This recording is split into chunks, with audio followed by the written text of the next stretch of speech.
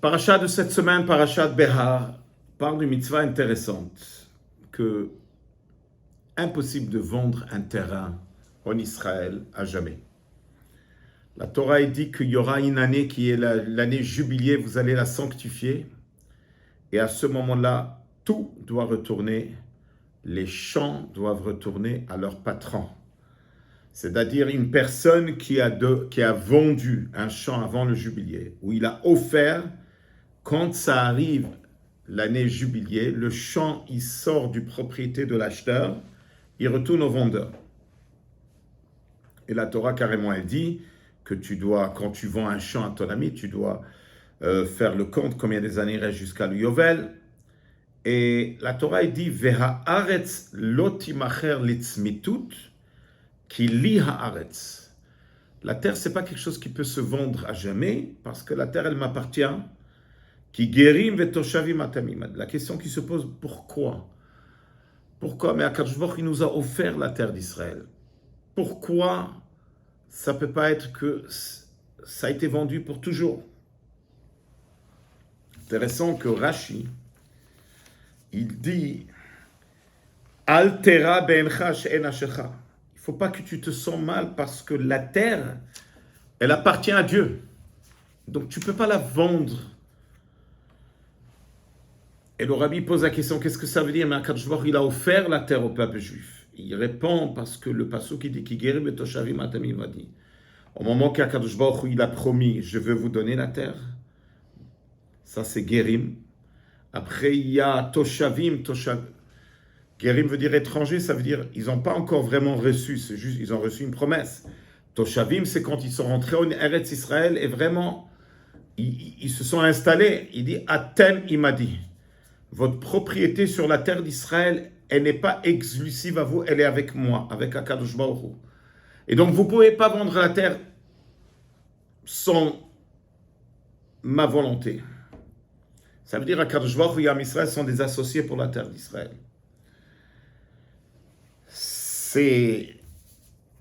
Ce message nous ramène à une histoire émouvante qui est arrivée avec des parents,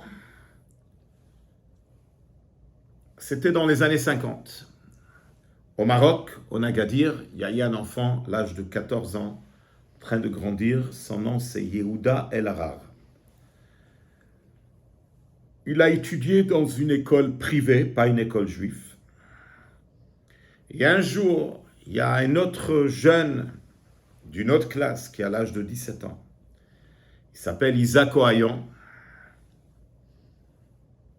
Et Isaac lui dit, tu sais qu'il y a un groupe de jeunes qui étudient ensemble le judaïsme. Eh bien, Yehuda El Harar, il a dit oui. Qui était le professeur? C'était le Rav Azriel Chaikin Shalita, qui était à cette époque le chaliar du Rabbi en Agadir.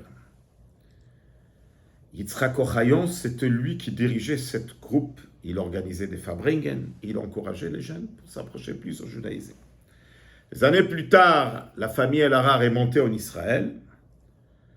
Quand Yehuda El Harar s'est séparé de son madrich Yitzhak Ohayon, il lui a demandé est-ce qu'on peut rester en contact. Ils sont restés en contact par des lettres. Yitzhak lui a envoyé des lettres pleines de courage et Yehuda il appréciait les lettres qu'il recevait. En 1960, il y a eu un tremblement de terre terrible en Agadir. Des milliers de personnes qui sont mortes, parmi eux beaucoup de juifs, et la yeshiva Chabad en ville a été détruite. La majorité des élèves ont été enterrés dans les... Yehuda, il a envoyé une lettre à son ami Yitzhak Ohayon pour savoir, pas de réponse. Yehuda, il a commencé à avoir peur que peut-être il a été tué. Entre-temps, l'oncle de Yehuda, il monte en Israël, que lui, il a été sauvé du tremblement de terre. Quand Yehuda lui demande qu'est-ce qui se passe avec Yitzhak, il dit il a été sauvé, mais dans cette grande tragédie, il a tout lâché. Il a lâché entièrement le judaïsme. Yehuda, il ne peut pas croire son moniteur qui l'a renforcé. Ça lui a fait beaucoup de peine. En 1965, Yehuda a voyagé chez le rabbi pour la première fois de sa vie. Il a décidé qu'il va raconter au rabbi ce qui arrive avec Isaac Ohayon et demander une bracha pour lui.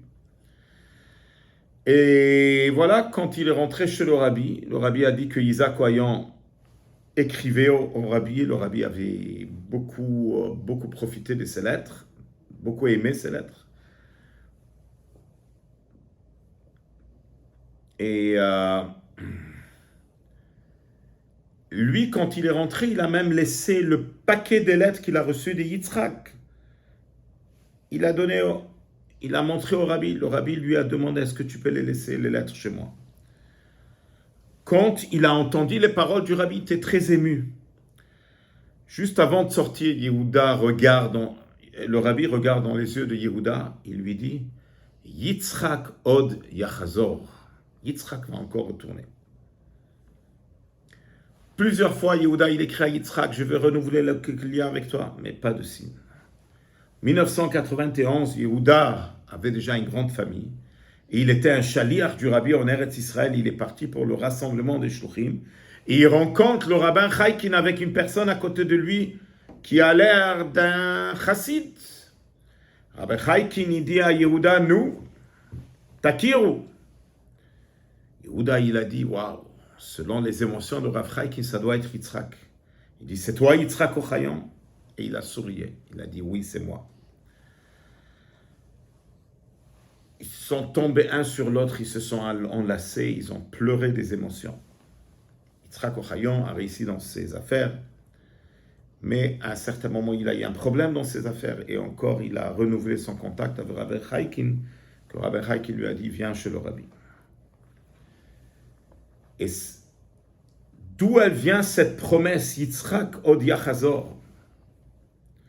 C'est le message de cette grande fête qu'on a eue cette semaine, Pesach Sheni.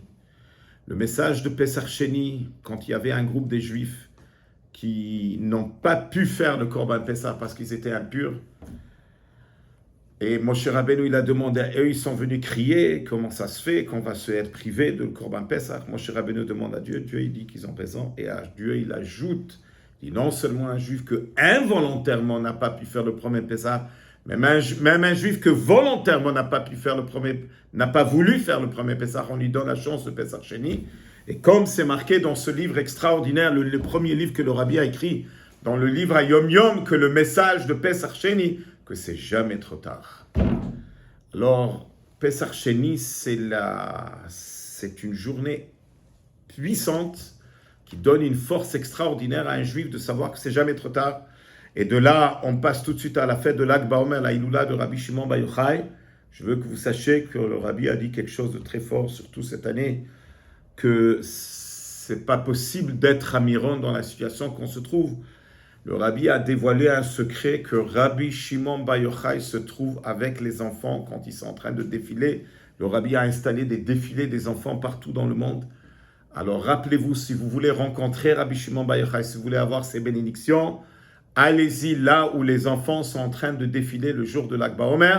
Et comme c'est marqué dans la Gemara, Kedai Rabbi Shimon lismoch ala bishat atrak, ça veut dire qu'on peut compter sur Rabbi Shimon dans un moment de stress, dans un moment d'un exil terrible, dans une obscurité terrible, on peut compter qu'il va, Be'ezrat Hashem, avec son srout, nous sortir de cet exil amer et on va mériter la Geoula ha'amitit ve'hashlema. Je veux juste dire que Lag Baomer s'appelle Matan Torah de Pnimut Torah, c'est le don de la Torah, de la partie cachée. C'est le moment de se renforcer dans l'étude de la Chassidoute, qui est la partie cachée de la Torah. Et c'est comme ça qu'on va sortir de l'exil avec Bechesed ou Berachamim, avec miséricorde. Shabbat Shalom.